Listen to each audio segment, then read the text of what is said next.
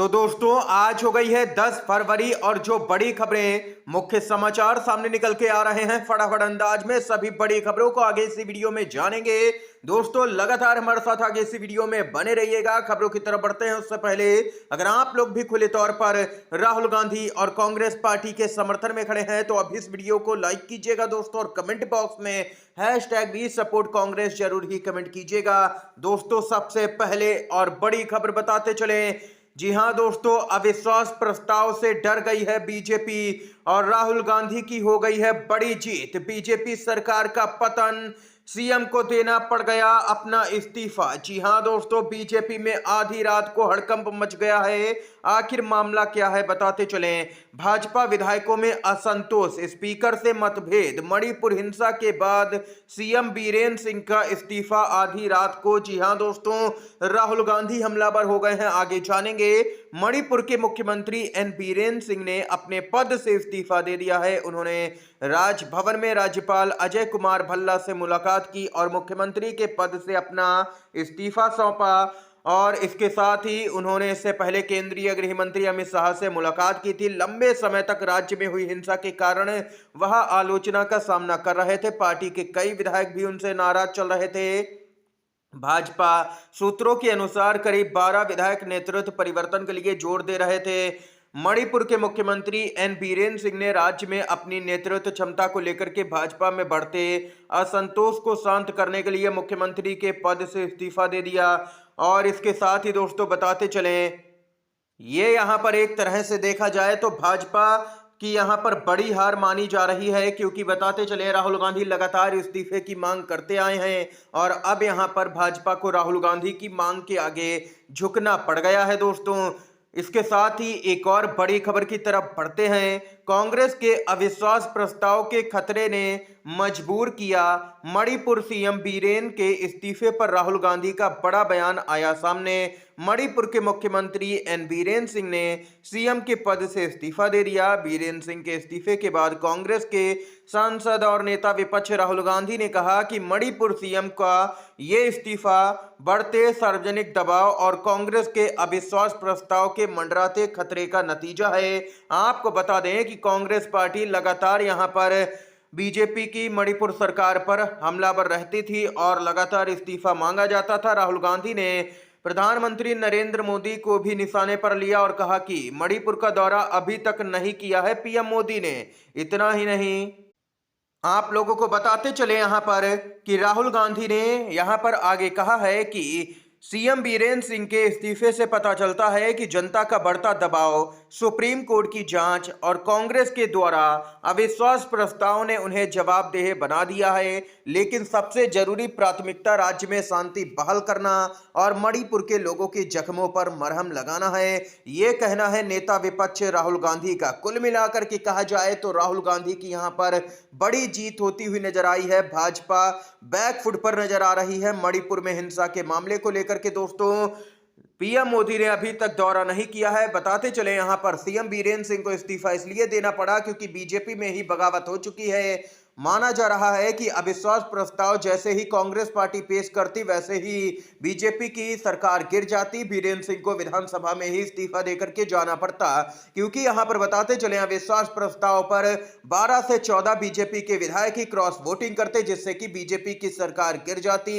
ये यहां पर दोस्तों देख सकते हैं कि कांग्रेस पार्टी के अविश्वास प्रस्ताव से भाजपा पूरी तरह से डरी और सहमी हुई नजर आई है। अमित शाह से लेकर के पीएम मोदी तक बैकफुट पर, क्योंकि 2 सालों से इस्तीफा नहीं दे रहे थे बीरेन्द्र सिंह। लेकिन कांग्रेस पार्टी के अविश्वास प्रस्ताव ने यहां पर दबाव बनाया और इस्तीफा देना पड़ गया है बीरेन्द्र सिंह को। दोस्तों ये राहुल गांधी और कांग्रेस पार्टी की एक बड़ी जीत मानी जा रही है इस मुद्दे पर। इसके साथ ही दोस्तों अगली जो बड़ी खबर आ रही है आप लोगों को यहां पर बताते चलें। कांग्रेस के नेता श्रीनिवास बीबी ने ट्वीट किया और कहा कि 2 साल लग गए एक इस्तीफा लेने में, जिसके कंधों पर मणिपुर में कानून व्यवस्था बनाए रखने की जिम्मेदारी थी। वो सीएम ऑफिस में बैठ करके हिंसा भड़काता रहा, लेकिन प्रधानमंत्री, गृह मंत्री, राज्यपाल सब खामोश थे। अमित शाह का इस्तीफा कब? ये यहाँ पर कांग्रेस के नेता श्रीनिवास बीबी ने ट्वीट किया है। दोस्तों पूरे मामले को लेकर के आप लोगों की क्या कुछ राय है कमेंट बॉक्स में बताइएगा। इसके साथ ही दोस्तों एक और बड़ी खबर की तरफ बढ़ते हैं। अपडेट आ रही है, दिल्ली के अंदर भले ही बीजेपी चुनाव जीत गई हो, लेकिन दिल्ली से 2400 किलोमीटर दूर हुआ चुनाव, बीजेपी को बड़ा झटका, डीएमके ने दर्ज की है प्रचंड जीत। दोस्तों बताते चलें कि तमिलनाडु के इरोड पूर्व उपचुनाव में डीएमके की जबरदस्त जीत देखने को मिली है। जी हां दोस्तों, बताते चलें दिल्ली से 2400 किलोमीटर दूर तमिलनाडु के इरोड पूर्व उपचुनाव में बीजेपी को बड़ा झटका लगा है, जहां पर मुख्यमंत्री एमके स्टालिन के नेतृत्व में डीएमके ने बड़ी जीत हासिल की है। तमिलनाडु की सत्तारूढ़ डीएमके ने विपक्षी पार्टी अन्ना द्रमुक और बीजेपी के बहिष्कार के बीच यह चुनाव जीता है जबरदस्त तरीके से। डीएमके के उम्मीदवार वीसी चंद्र कुमार ने 1,15,709 वोट हासिल कर यहां पर एनटीके के एमके सीतालक्ष्मी को 91,558 मतों के बड़े अंतर से पराजित किया है। दोस्तों तमिलनाडु में एक तरफा लहर डीएमके और कांग्रेस गठबंधन की लहर यहां पर नजर आती है। दोस्तों ये कुल मिलाकर के अपडेट आई है। इसके साथ ही जो अगली बड़ी खबर है उसकी तरफ बढ़ते हैं। इसके साथ ही दोस्तों आप लोगों को यहां पर खबर बताते चले, आम आदमी पार्टी यहां पर टूटने की कगार पर, आतिशी शामिल हो सकती है बीजेपी में। आधे से ज्यादा विधायकों के साथ में बड़ा दावा किया जा रहा है सूत्रों के अनुसार। जी हां दोस्तों, बीजेपी का प्लान यहां पर लीक हो चुका है। आखिर बीजेपी चाहती क्या है ये अब सामने निकल के आ चुका है। बीजेपी का यही एकमात्र उद्देश्य है कि एक देश एक पार्टी और एक ही पार्टी के हाथों में सत्ता हो। यहां दोस्तों आम आदमी पार्टी को ही खत्म करना चाहती है बीजेपी। आतिशी बनेंगी क्या डिप्टी सीएम? केजरीवाल के कांटे को पूरी तरह निकाल फेंकना चाहती है बीजेपी। कांग्रेस मुक्त का नारा लगाने वाली बीजेपी यहां पर आम आदमी पार्टी मुक्त दिल्ली करना चाहती है। दिल्ली चुनाव के नतीजे सामने आ चुके हैं। दोस्तों इन चुनाव परिणामों ने हर किसी को हैरान करके रख दिया है कि आम आदमी पार्टी आखिर हारी क्यों है दिल्ली का विधानसभा चुनाव, जब उसने इतना काम किया है। दोस्तों दिल्ली में अरविंद केजरीवाल के साथ में असली खेला तो अब होने जा रहा है, जो कि दावा किया जा रहा, जिसकी सुगबुगाहट ने आम आदमी पार्टी के मुखिया की टेंशन में 10 गुना और इजाफा कर दिया है। दोस्तों बताते चलें आप लोगों को, बीजेपी ने 27 साल के बाद दिल्ली की सत्ता में यहां पर वापसी की है, जिसके बाद सीएम फेस को लेकर के कयास लगने शुरू हो गए हैं। सीएम फेस की चर्चा के बीच डिप्टी सीएम का नाम सामने आ गया है, जिसने सबको हैरान कर दिया है। दरअसल कहा जा रहा है कि भारतीय जनता पार्टी केजरीवाल के कांटे को पूरी तरह से निकाल फेंकना चाहती है।